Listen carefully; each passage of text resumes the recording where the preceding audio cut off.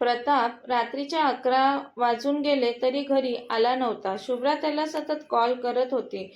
तो तिचा कॉल उचलत नव्हता. कुठे गेला प्रताप? किती उशीर झाला, अजून कसा घरी नाही आला हा? ती त्याची वाट पाहत थांबलेली हॉलमध्ये त्याचा विचार करत. काही वेळानंतर प्रताप येतो घरी. प्रतापला आलेलं पाहून शुभ्रा लगेच प्रतापजवळ धावत गेली.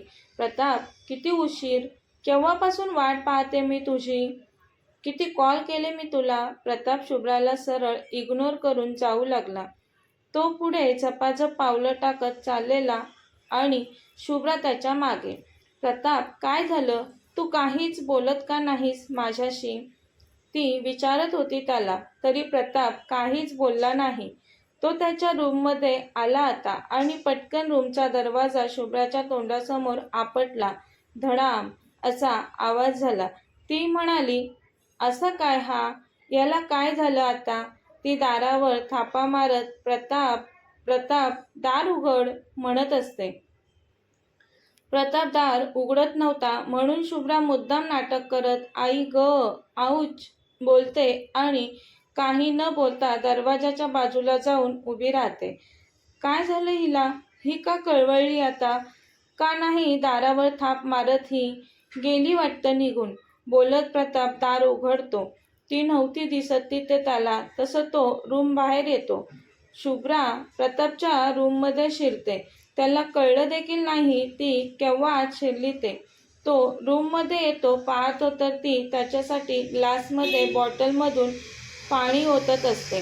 तो जोरात ओरडतो, तू तू इथे कशी? तू मला पाहायला रूमबाहेर गेलास तेव्हाच आले मी रूममध्ये. ती हसत म्हणाली, जा तू रूममधून निघून. गेली होतीस ना इथून, मग आता कशाला आलीस? तो बोलतो. तशी शुभ्रा प्रतापजवळ येते. त्याची टाय काढण्यासाठी हात लावते टायला. तसा प्रताप तिच्यापासून दूर गेला आणि स्वतः टाय काढू लागला. अरे, मी करते ना तुला मदत. काही गरज नाही. याआधी तू नव्हती माझी टाय काढायला. माझं मी स्वतः करत होतो, तो म्हणतो. पण आता आहे मी, ती म्हणते. काय उपयोग असून? तू तर दुसऱ्या रूममध्ये राहतेस. तू माझ्या रूममध्ये का आलीस? तो विचारतो. ती म्हणते, प्रताप मुजुमदार, काय म्हणालास? माझी रूम? तू विसरलास का? काहीच दिवसात आपलं लग्न होईल, मग आपल्या दोघांची असेल ही रूम. ती बोलतच त्याच्याजवळ आली आणि त्याच्या शर्टचं बटन काढू लागली. जा तू इथून. तो तिचा त्याच्या बटनावरील हात बाजूला करत गाल फुगवून म्हणाला. खूपच राग आलेला दिसतोय, बोलत तिने त्याच्या गळ्यात तिचे हात गुंफले. त्याच्या रागावलेल्या चेहऱ्याकडे हसून पाहिलं तिने. हळूच त्याच्या गालावर ओठ टेकवले तिने. तसं प्रतापने लगेच शुभ्राकडे पाहिलं. ती त्याच्याकडेच पाहून गालात गोड हसत होती. तसं प्रतापने पुन्हा तोंड फिरून दुसरीकडे पाहिलं. शुभ्राने लगेच तिचे नरम ओठ त्याच्या मानेवर टेकवले. तिच्या नरम ओठांचा स्पर्श त्याच्या मानेवर होताच त्याच्या हाताच्या मुठी आपसूक आवळल्या गेल्या. त्याच्या शरीरातून एक शिरशिरी आली. त्याचा घसा कोरडा पडला. ती त्याच्या रूममधून निघून गेलेली म्हणून राग आलेला त्याला तिचा, पण आता त्याला त्याच्या भावनांना आवर घालणं कठीण होत होतं. त्याने न राहून तिच्याकडे पाहिलंच. ती तिरक्या नजरेने त्याच्याकडे पाहत होती. तो आपल्याकडे आकर्षित होत आहे हे पाहून ती मुद्दामच आता त्याच्यापासून दूर जाऊ लागली. तसं प्रतापने लगेच तिच्या कमरेत हात घालून तिला स्वतःजवळ ओढलं. तिची छाती त्याच्या छातीवर धडकताच शुभ्रा त्याच्या स्पर्शाने शहारली. ते पाहून प्रताप तिच्याकडे पाहून म्हणाला, बायको, माझा जीव जळवायला आलेलीस ना? मग आता काय? तो तिच्या कानात सिडक्टिव्ह आवाजात हळूच म्हणाला. बोलताना त्याचे उष्ण श्वास तिच्या गालावर आदळले. ती आणखीनच शहारली. तिला तसं पाहून त्याने त्याचे ओठ तिच्या गालावर हलकेच टेकवले. त्याच्या नरम ओठांच्या स्पर्शाने ती हालचाल करून पटकन त्याच्यापासून दूर गेली. त्याने तिला दूर जाताना पाहताच क्षणात तिचा हात पकडला आणि तिच्याजवळ येत मागून तिच्या पोटाभोवती त्याच्या हातांचा विळखा घातला. प्रतापच्या भारदस्त छातीचा स्पर्श तिच्या पाठीला होताच तिचे श्वास वाढले. त्यातच ती प्रताप बोलली. प्रताप काही न बोलता तिच्या कानावर ओठ टेकवून हळूवार फिरवू लागला. तो आता थांबत नव्हता. कानावरून गालावर, मानेवर, खांद्यावर तो त्याचे ओठ फिरवत होता. त्याने तिचे पाठीवरील केस बाजूला करून तिच्या पाठीवर ओठ टेकवले. ती दीर्घ श्वास घेत हळूच पुन्हा म्हणाली, प्रताप. तिचे डोळे बंद झाले, त्याच्या ओठांचा तो मऊ स्पर्श अनुभवत. पण काहीच वेळात तो स्पर्श बंद झाला. तसं तिने खाडकन डोळे उघडून प्रतापकडे वळून पाहिलं. तो तिच्याकडे पाहून मिश्किल हसत होता. गेलीस ना माझ्या रूममधून निघून? मग मग आता काय पाहत आहेस माझ्याकडे अशी? बायको, फक्त तू मला त्रास देशील असं वाटतं का तुला? मीही देऊ शकतो हा असा त्रास तुला. बोलून पटकन त्याने तिला डोळा मारला. टेबलवरील पाण्याचा ग्लास तिच्याकडे हसून तोंडाला लावला. तू काय मला त्रास देणार, राक्षस कुठचा? ती मुरका मारत हळूच म्हणाली. प्रतापने ऐकलं ती काय बोलली ते, पण तो तिच्यावर न रागवता फक्त तिच्याकडे पाहून गालात हसत होता. तो काहीच बोलत नाही ते पाहून शुभ्रा रागाने रूममधून पाय आपटत निघून जाते. अगं बायको, थांब थांब, तो मोठ्याने हसत म्हणाला. माझ्या खोड्या काढशील आणि मी गप्प बसून फक्त बघत राहील असं कसं वाटलं तुला? मी प्रताप आहे, समोरच्याकडून प्रत्येक गोष्ट दुपटीने वसूल करतो. ते लवकरच कळेल बायको तुला.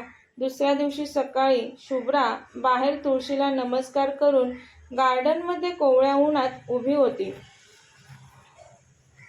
त्याच वेळेस प्रताप झोपेतून उठून त्याच्या बाल्कनीत आला. सकाळी सकाळी बायकोचं दर्शन झालं. चला, आजचा दिवस चांगला जाणार, तिच्याकडे पाहतो आणि स्वतःशीच बोलतो तो.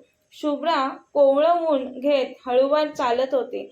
बायको, बायको, या इकडे, वरती बघ, तो इशारा करून म्हणत होता. हिला पण ना माझ्याकडे एक नजर टाकायला काय जातंय हिचं? तरीही ती बघत नव्हती. मग शेवटी प्रताप पेपरचा बॉल करून तिच्या दिशेला फेकतो. तिच्या पुढ्यात जाऊन तो पेपर बॉल पडतो. तसं तिने मागे वळून वर पाहिलं. प्रताप तिला बाल्कनीत उभा दिसला. तो तिच्याकडेच पाहत होता. त्याला पाहताच ती गोड हसली. प्रताप छातीवर हात ठेवून, बायको, तुझा चेहरा सकाळच्या कोवळ्या उन्हातून काय प्रसन्न दिसत आहे, मनात बोलत तिला स्माईल देत तिच्याकडे पाहत राहिला. त्याने इशाऱ्याने तिला वरती त्याच्या रूममध्ये यायला सांगितलं. ती नाही मान हलवून म्हणाली त्याला. तो हात जोडून प्लीज ये ना म्हणत होता. ती नाही म्हणून त्याला राग देऊ लागली. तसं प्रतापने हात दाखवून एक ठेवून देईल वरती ये, नाही तर इशाऱ्यातच बोलला तो.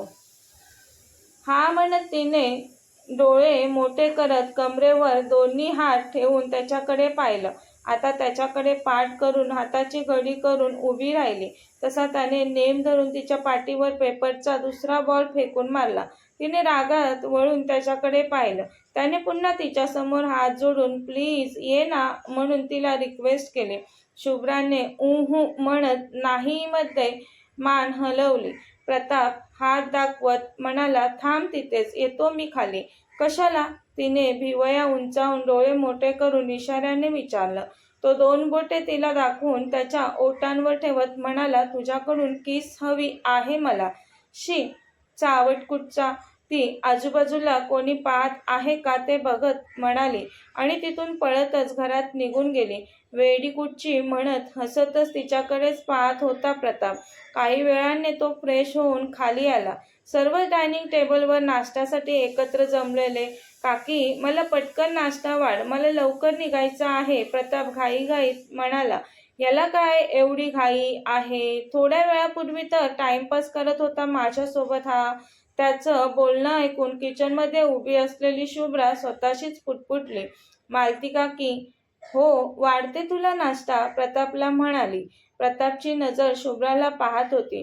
त्याला पाहून सना म्हणाली, मॉम, तू राहू देत, भाईला नको वाढू. वहिनीला बोलव भाईला नाश्ता वाढायला. तू मला वाढ, मला कॉलेजला जायचं आहे, उशीर होत आहे मला. मालती सनाला हो म्हणत, शुभ्रा बाहेर ये ग लवकर, प्रतापला नाश्ता वाढ म्हणाली. तशी शुभ्रा किचनमधून प्रतापजवळ येऊन प्रतापला नाश्ता वाढू लागली. सर्वांची नजर चुकून प्रतापने पटकन तिचा हात पकडला आणि काही क्षण ते दोघे एकमेकांकडे पाहू लागले. तसा सनी सना एकमेकांकडे पाहून खकरले. आम्ही आहोत भाई, तुझीच बायको होणार आहे. मग तरीही हे असं वहिनीसोबत. आबा मोहनही गालातल्या गालात हसत असतात त्या दोघांकडे पाहून. त्याने पटकन तिचा हात सोडला. शुभ्रा लाजून चूर चूर झाली. तिने घाईतच प्रतापला नाश्ता वाढला आणि तिथून पळून गेली. तिथलं वातावरण पाहून मालती म्हणाली, तुमचं लग्न 4 दिवसांवर आलंय आणि तरीही तुझं ऑफिस आहेच का अजून? प्रताप, आज काय ते तुझी सर्व कामं उरकून ये लवकर घरी. लग्न घर आहे, खूप कामं आहेत. काकी तू टेन्शन नको घेऊस. मी आहे ना, माझ्यावर सोड सर्व. मॅनेज करतो मी. मॉम डॅडना सांगितलं आहे मी. काकी माझं लग्न ठरलंय ते शुभ्रासोबत. दोघेही खूप खुश आहेत. त्यांनाही शुभ्रा खूप आवडले. काकी तूही जा त्यांच्या रूममध्ये आणि बोल आमच्या लग्नाविषयी त्यांच्याशी. माझ्या लग्नाचा आनंद मॉम डॅडनाही घेता यायला हवा. अरे म्हणूनच तर तुझ्या आणि शुभ्राच्या लग्नाचा घाट मी आणि शुभ्राच्या बाबांनी मिळून घातला आहे. आबा म्हणाले पटकन. म्हणजे शुभ्रासोबत तुम्ही जे वागलात ते सर्व नाटक होतं आबा? ऑफकोर्स प्रताप. आबा म्हणाले, मला वाटलंच होतं असंच काहीसं असणार. नाही तर तुम्ही शुभ्राला कशाला घरातून बाहेर काढाल? नाही रे प्रताप, शुभ्राला घरातून बाहेर काढण्याचा प्रश्नच येत नाही. ती किती गुणी मुलगी आहे. तिच्यासारखी समंजस बायको तुला मिळते. नशीबवान आहेस तू. तुमच्या दोघांचं एकमेकांवर किती प्रेम आहे. तुमचं प्रेमही कळलंय आता आम्हाला. नाही तर आजकाल मुलामुलींना एकमेकांबद्दल प्रेम कमी आणि आकर्षण जास्त असतं. हो बाबा, मी खूपच नशीबवान आहे. शुभ्रा माझी बायको होणार आहे ते. बोलताना प्रतापच्या गालावर हसू आणि आनंद पसरलेला. काय हा किती आनंद भाई, सनी चिडवत म्हणाला. तेव्हाच प्रतापचे लक्ष समोरच्या किचनमध्ये उभ्या असलेल्या शुभ्राकडे गेलं. ती अतिशय लाजून गालात हसत त्याच्याकडे पाहत होती. प्रतापने आजूबाजूला नजर फिरवत पटकन ओठांचा पाऊट करून तिला किस केलं. तशी शुभ्रा डोळे मोठे करून त्याच्याकडे पाहून भिंतीमागे लपली. प्रतापने सनीला पटकन डोळा मारला आणि तो ऑफिसला निघाला. काकी येतो बोलून प्रताप निघून गेला, पण मुद्दाम टेबलवर त्याचा मोबाईल सोडून गेला. अरे तुझा भाई मोबाईल विसरला सनी. जा पटकन देऊन ये त्याला मोबाईल, मालती म्हणाली. आता सनीला कळलं प्रतापने डोळा का मारला त्याला ते. नाही तर भाई मोबाईल विसरेल, शक्यच नव्हतं ते. सनी म्हणाला, मॉम माझा नाश्ता अजून बाकी आहे, तू वहिनीला पाठवून दे. बरं ठीक आहे म्हणत मालती म्हणाली. शुभ्रा बाळा, प्रताप त्याचा मोबाईल विसरून गेला निघून. जा पटकन त्याला देऊन ये मोबाईल, नाही तर तो जाईल ऑफिसला. हो काकी म्हणत शुभ्रा प्रतापचा मोबाईल घेऊन घाईघाईतच घराबाहेर पडली. प्रताप शुभ्राला समोरून येताना पाहत होता. त्याला तिचं त्याच्याकडे येणं अपेक्षित होतं. तो खुश झाला तिला पाहून. प्रताप तू मोबाईल विसरलास टेबलवरती, त्याच्यासमोर मोबाईल धरून म्हणाली ती. त्याने तिचा हात पकडून तिला स्वतःजवळ ओढलं. प्रताप अरे ती म्हणाली, कारण त्याने तिला काही कळण्या अगोदरच स्वतःजवळ ओढलं. म्हणाला, काय एवढी लाजत होती सर्वांसमोर? तिच्या नजरेत एकटक पाहत. कुठे लाजत होती मी? नाही तर. ती म्हणाली, आय लव्ह यू बायको. ऑफिसमध्ये गेल्यावर तुझी खूप आठवण येईल मला. खूपच मिस करेल मी तुला. तू करशील मला मिस? त्याने तिच्या नजरेत पाहत विचारलं तिला. मी? ती हलकंच हसत थोडं लाजत, नाही तर अजिबात नाही म्हणाली. मी का तुला मिस करीन? खरंच नाही करणार तू मला मिस? त्याने तिच्या कपाळावर हलकेच ओठ टेकून तिचं चुंबन घेत विचारलं. ती काही बोलली नाही, पण तिचे डोळे पाण्याने काठोकाठ भरले. तुला व्यक्त व्हायला हवं बायको, म्हणत त्याने तिला घट्ट मिठीत घेतलं. तिच्या डोक्यावर ओठ टेकवले. तिला मिठीतून दूर करून ऑफिसला निघून जाणं जड जात होतं त्याला, पण कामं खूप होती. ऑफिसला जावं तर लागणारच होतं त्याला. तो अनिच्छेने तिला मिठीतून दूर करून कारमध्ये बसून निघून गेला. तो गेला तशी शुभ्रा गालात हसली. त्याच्या विचारात ती पुन्हा घरात आली. कथेचा पुढील भाग पाहण्यासाठी चॅनलला सबस्क्राईब करा. कथा आवडल्यास लाईक, शेअर आणि कमेंट करायला विसरू नका. कथेचे यापूर्वीचे सर्व एपिसोड प्लेलिस्टमध्ये सेव्ह आहेत. पाहिले नसतील तर कृपया पहा. धन्यवाद.